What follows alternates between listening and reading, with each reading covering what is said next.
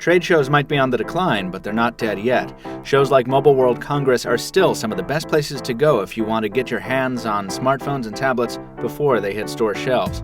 But watching from home, you don't get the full experience. You get a few hands-on videos, maybe a podcast, a hangout or two, but you never get a glimpse behind the scenes to see what covering a trade show like MWC is really about.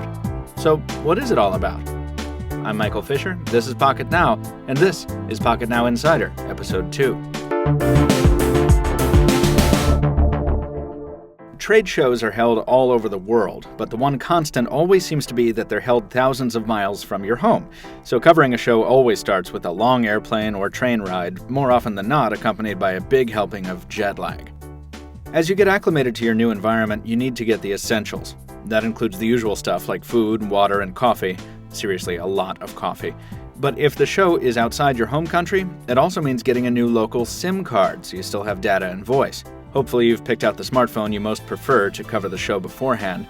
At MWC 2013, both Anton and I predominantly used the Samsung Galaxy Note 2, whose sharing functionality and long battery life helped us out quite a bit. No, Samsung didn't pay us to say that. It was just Tony and me for this one, by the way, so we were stretched a little thin this time around. Covering a show often means the opportunity to see a lot of awesome sights and take in a lot of foreign culture. But when the time comes for the show itself, it's work. Solid, hard work. We rise early, often before the sun, because there are lines everywhere. More than 72,000 people were in attendance at Mobile World Congress this year, and getting up late means waiting behind all of them for hands-on opportunities. We always want to be the first, so we're often up with the sun or slightly before it.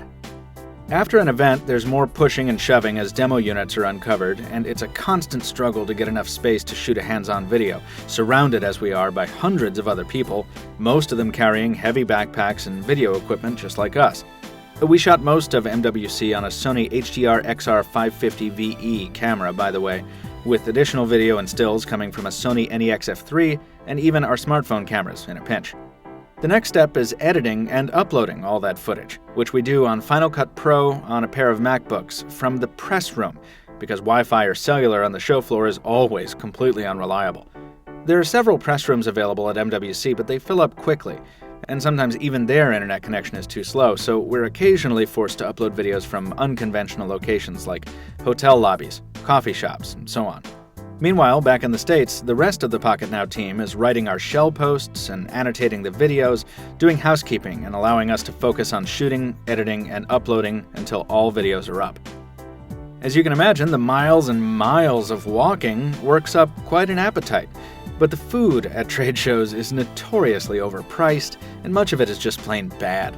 So the big meals wait until evening, when we leave the convention center via a packed train and grab dinner while uploading one or two stragglers. Sometimes there's an evening gathering, a kind of post-show hosted by an outside company. If that's the case, there's usually excellent food, but more important, there's still more devices. So we attend these events as well. At this year's MWC, our hands-on videos of the Kyocera Torque and HP Slate 7 came from just such an afterparty. After all this, we take our swollen feet home to the hotel room, usually a tiny one to save costs, and we sit down, but not to go to sleep. In Spain, 10 in the evening is 4 in the afternoon in the States. Perfect timing for recording episodes of the Pocketnow Live and the Pocketnow Weekly. So, if you listened to the podcast or if you joined us in a hangout from Barcelona, you were probably seeing and hearing Tony and me at the very end of a long, tiring, but fulfilling day. And yes, we were probably having some Palinka or some Jack, because we're old enough and because we think we earned it. That's a good way to encapsulate the trade show experience overall. It's exhausting, it can be stressful, and it's not always easy. But the opportunity to be among the first people to put hands on a new smartphone or tablet and to communicate that experience to you is tremendously rewarding. That's why we cover trade shows, and it's why we thank you, sincerely, for watching. Hope we've given you some insight into what it was like to cover MWC 2013. If you haven't seen them yet, we have some other videos up, including a wrap-up, our initial introduction, and even some bloopers, in addition to the 30 or so hands-on videos, podcasts, and hangouts that we were able to do from Barcelona, so check those out. In the meantime, follow us on social media in the links below. Thank you for watching. Stay tuned for more. Michael Fisher with Pocketnow. We'll see you next time.